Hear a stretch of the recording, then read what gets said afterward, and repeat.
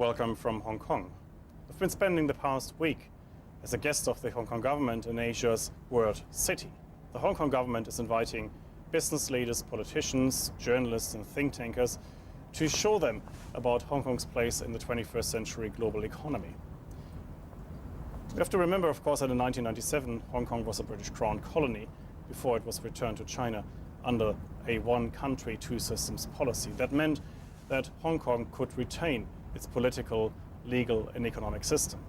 Back then, of course, there were many question marks about how this would play out in practice. And today many of these questions have been answered because Hong Kong still is one of the freest, most prosperous and most exciting economies in the world. And yet there remain question marks over Hong Kong's economic future. And the biggest question mark has a name, and the name is China. At the same time, China is a remarkable economic opportunity, and it is quite a competitive threat to Hong Kong. Why is it an opportunity? Well, simply because China is the driving force of the 21st century economy. And being so close to China, well, in fact, being part of China is just a giant opportunity for Hong Kong to play a part in this and to really benefit from China's economic development. At the same time, China's rapid development is also threatening to eclipse Hong Kong's own. We have to remember, of course, that 20 years ago, Hong Kong was quite a unique place. It was very prosperous. It was a prosperous island in a rather undeveloped Asian neighborhood. And it was also a place that you could use to channel your investment to China through Hong Kong.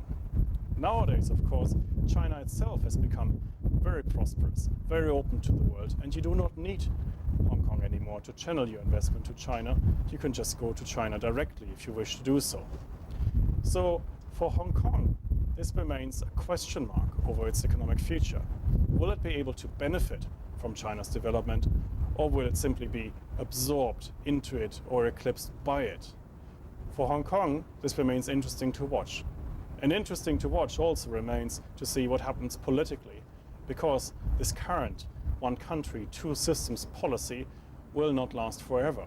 It is a transition period of just 50 years, and at the moment nobody really knows what will happen afterwards.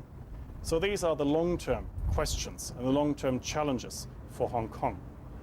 For the time being, it remains one of the most exciting places to visit, and certainly one of the most interesting economies to watch. This is Hartwich reporting for the New Zealand Initiative from Hong Kong.